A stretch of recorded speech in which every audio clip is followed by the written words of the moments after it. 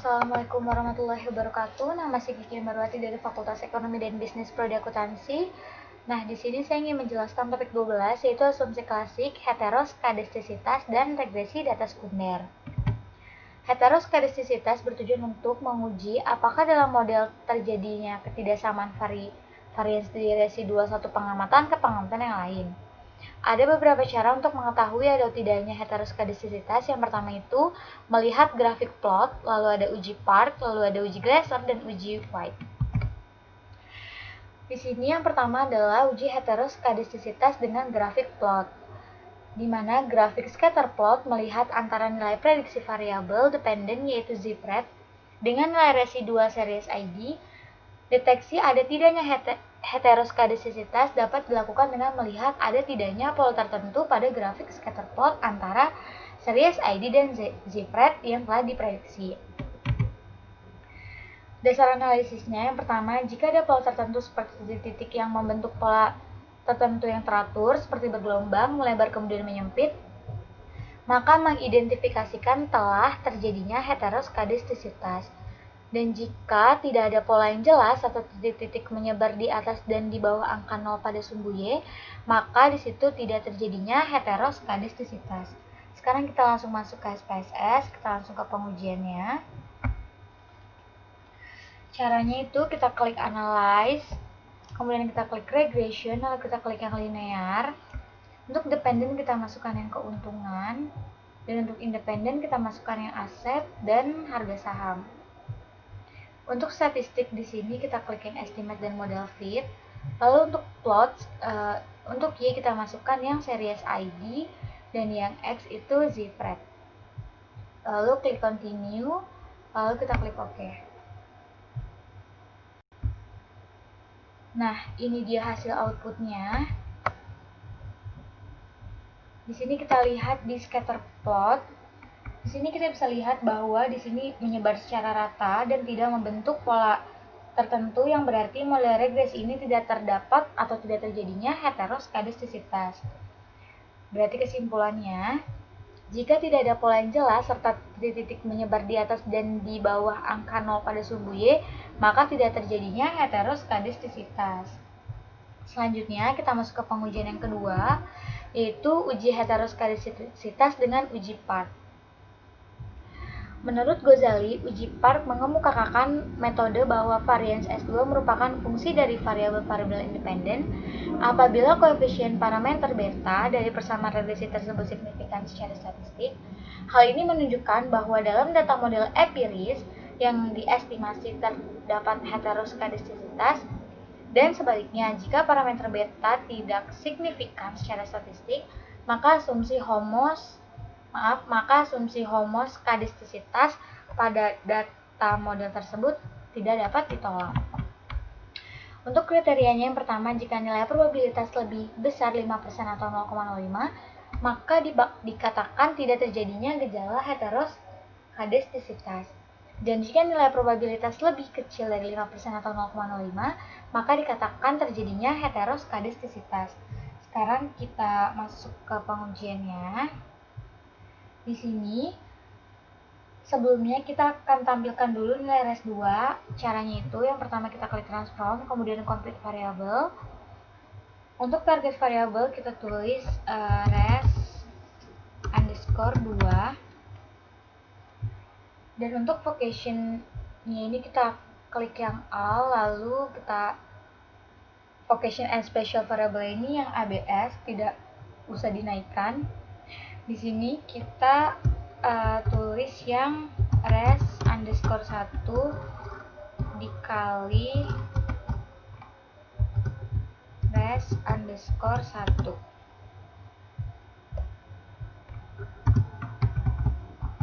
Lalu kita tutup kurung. Lalu kita klik OK.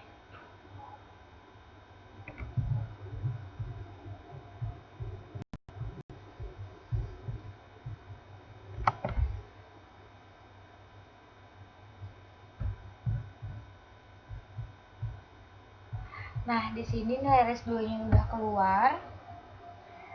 Selanjutnya kita akan menampilkan variabel logaritma dari variabel res2. Itu caranya masih sama. Pertama kita klik transform, kemudian complete variabel. Untuk target variabel ini kita ganti yang ln underscore res2.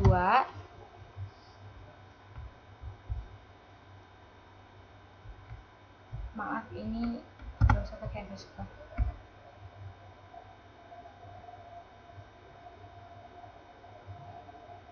Nah, untuk numeric expression ini kita hapus.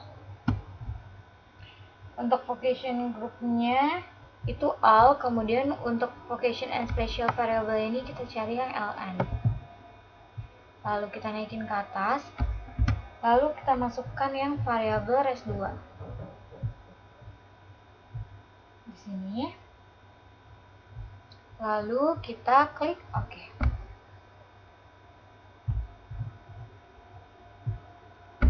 Nah, ini nilai ln res2-nya sudah keluar. Selanjutnya kita akan meregresikan nilai ln res2 ini. Caranya itu kita klik analyze, kemudian kita klik regression, lalu kita klik yang linear. Untuk dependent ini kita masukkan yang ln res2. Untuk independent masih sama. Statistik plots dan yang lainnya juga masih sama, lalu kita klik OK. Nah, sebentar. Nah, ini hasil outputnya. Kita bisa jelaskan pada tabel koefisien di sini.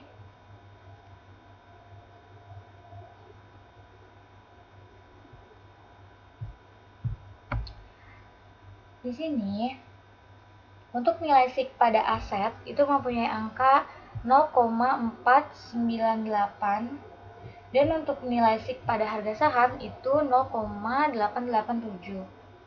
Jadi nilai SIK aset maupun harga saham itu lebih besar atau di atas 0,05, maka kesimpulannya tidak terjadinya heteroskadistisitas. Nah, kita jelaskan dulu di sini di PPT.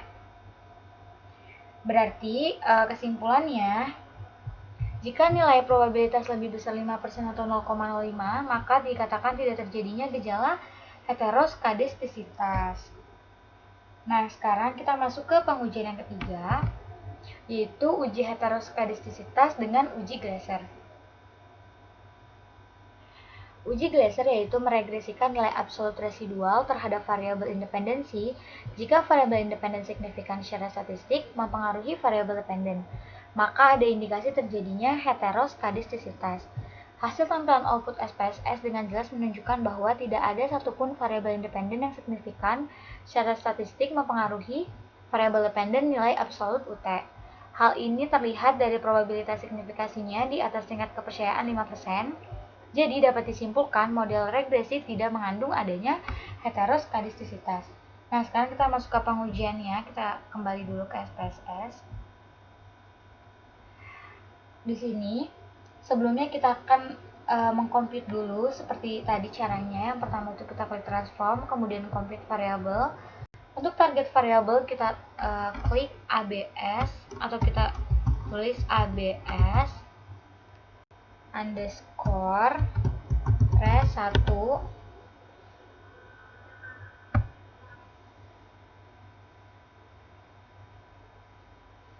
Untuk vocation groupnya kita klik yang all, lalu untuk vocation and special variable ini kita cari yang ABS.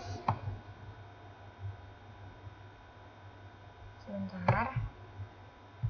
ABS kita naikin ke atas. Ini kita hapus dulu. Nah, di sini kita masukkan yang res1.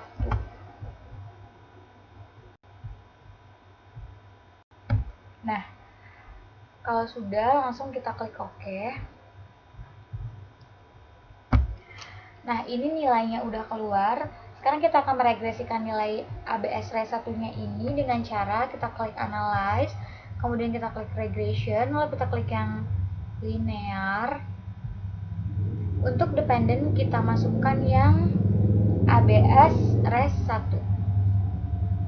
Untuk independen masih sama. dan yang lainnya juga masih sama, lalu kita klik OK. Nah, ini dia hasil outputnya, kita bisa lihat di tabel koefisien. Nah, di sini signifikasi untuk variabel aset itu mempunyai nilai SIG 0,491 dan untuk harga saham 0,880, yang berarti keduanya ini mempunyai nilai di atas 0,05 atau 5%, yang berarti kesimpulannya pada model regresi ini itu tidak terjadi atau tidak terdapat heteroskadistisitas. Nah, sekarang kita ke PPT dulu. Di sini hasil tampilan output SPSS dengan jelas menunjukkan bahwa tidak ada satupun variabel independen yang signifikan secara statistik mempengaruhi variabel dependen nilai absolut UT. Hal ini terlihat dari probabilitas signifikasinya di atas tingkat kepercayaan. Jadi dapat disimpulkan mulai regresi ini tidak mengandung adanya heteroskadistisitas.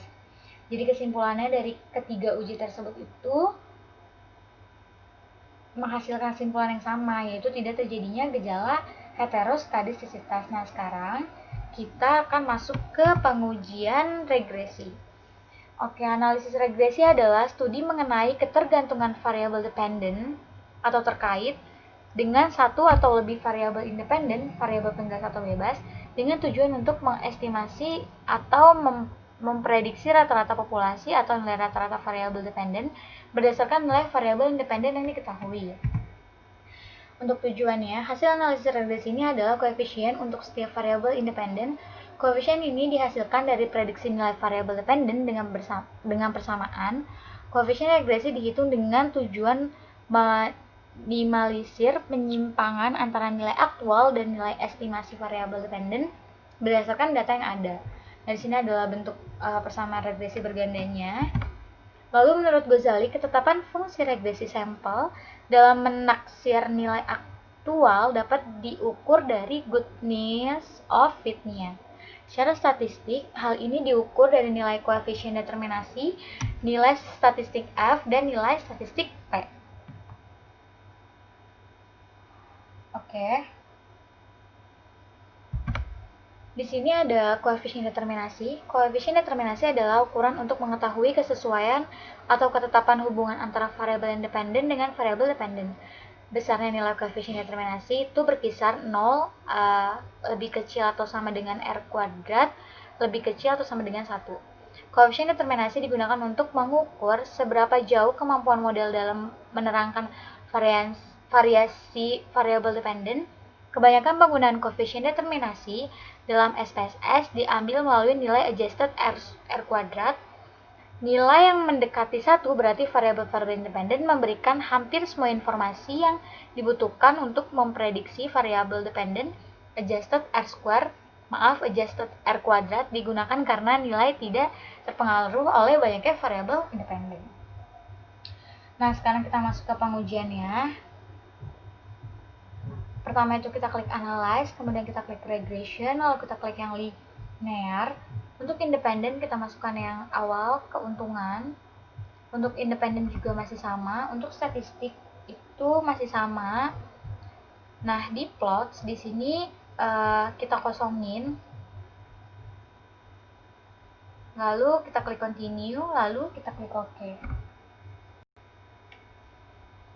Nah, untuk analisis linear berganda ini, setelah kita melakukan pengujian asumsi klasik untuk data sekunder, di mana uji asumsi klasik itu ada uji normalitas, ada uji multikoliniaritas, itu tidak terjadinya gejala, lalu ada uji autokorelasi juga sama, tidak terdapatnya autokorelasi, dan ada uji heteroskadistisitas, juga tidak terdapat heteroskadistisitas. Untuk pengujian determinasi ini, hasilnya bisa kita lihat di tabel model summary. Di sini di model summary di kolom adjusted R square. Di sini mempunyai nilai 0,955 atau 95,5% dengan variabel dependen keuntungan dan independennya itu harga saham dan aset. Harusnya adjusted R square ini tuh 100%. Tapi kan di sini 95,5% berarti sekitar 4,5% itu nggak ada. Nah, itu bisa dijelaskan sisanya itu di variabel lain. Nah, selanjutnya kita akan masuk ke pengujian F. Uji F digunakan untuk melihat apakah variabel bebas mampu secara bersama-sama mempengaruhi variabel terkait. Nilainya dapat diambil dari tabel ANOVA. Kemudian untuk kriterianya di mana F hitung lebih besar dari F tabel atau nilai probabilitas signifikasinya lebih kecil dari 0,05. Jika memenuhi kriteria, artinya semua variabel independen berpengaruh secara simultan bersama-sama terhadap variabel dependen. Nah, sekarang kita langsung masuk ke outputnya saja. Nah, di sini kita lihat di tabel ANOVA. Di sini untuk nilai F hitungnya itu mempunyai nilai 96,681 dengan nilai sig 0,000, yang berarti kita bisa menggunakan variabel independen untuk keuntungan, atau bisa dibilang atau dengan kata lain bahwa harga saham atau variabel aset secara bersamaan atau bersama berpengaruh terhadap variabel keuntungan. Nah, di sini kita kembali dulu ke PPT. Berarti kan nilai itu 0,000 itu lebih kecil dari nilai 0,05. Berarti nilai probabilitas signifikasinya itu lebih kecil dari 0,05, yang berarti semua variabel independen berpengaruh secara simultan terhadap variabel dependen. Nah, sekarang kita langsung masuk ke pengujian yang terakhir, yaitu uji T. Selain mengetahui kemampuan secara bersama-sama variabel bebas menjelaskan variabel terkait, juga perlu mengetahui apakah setiap variabel bebas juga berpengaruh terhadap variabel terkaitnya. Untuk pengujian ini digunakan uji T. Untuk kriteria di mana T hitung lebih besar dari T tabel atau nilai probabilitas signifikasinya lebih kecil dari 0,05. Jika memenuhi kriteria, artinya semua variabel independen berpengaruh secara individual terhadap variabel dependen. Nah, sekarang kita ke hasil outputnya juga. Di sini kita lihat di tabel koefisien. Di sini di tabel koefisien, untuk T hitung pada aset mempunyai nilai 5,104 dengan nilai sig 0,001, dan untuk nilai T hitung pada harga saham mempunyai nilai 5,955 dengan nilai sig 0,001, yang berarti nilai T hitung itu lebih besar dari nilai T tabel. Nah, nilai signifikasi aset dan nilai signifikasi harga saham ini kan sama, 0,001.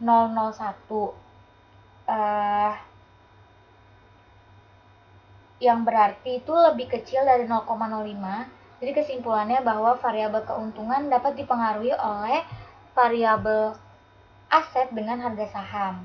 Nah, untuk contohnya tuh, jika aset dan harga saham atau variabel independen itu 0, maka keuntungan variabel independennya itu sebesar di sini minus 553,838 atau 553,833 miliar.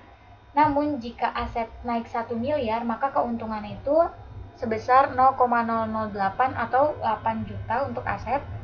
Nah, untuk harga saham itu jika asetnya naik 1 miliar, maka keuntungannya itu 0,587 atau 58,7 juta rupiah.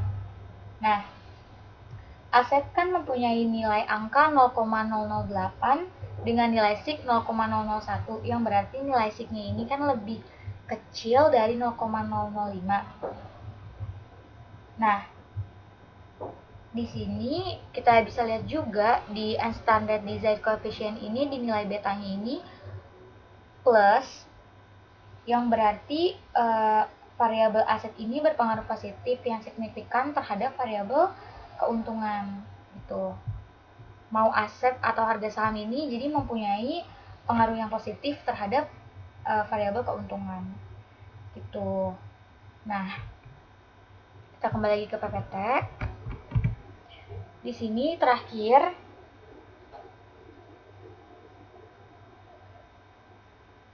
sebelumnya di sini berarti kesimpulannya yang tadi nih. T-hitung lebih besar dari T-tabel atau nilai probabilitas signifikan lebih kecil dari 0,05. Artinya semua variabel independen berpengaruh secara individual terhadap variabel dependen. Oke.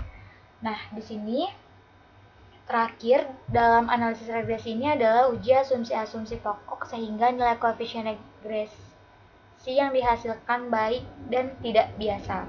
Untuk itu dilakukan uji normalitas, multikolonialitas, autokorelasi, dan heteroskedastisitas. Jika asumsi klasik terpenuhi, maka estimasi regresi akan blue atau best linear unbiased estimator. Iya, gitu. Segitu saja dari saya. Kurang lebihnya mohon maaf. Wassalamualaikum warahmatullahi wabarakatuh.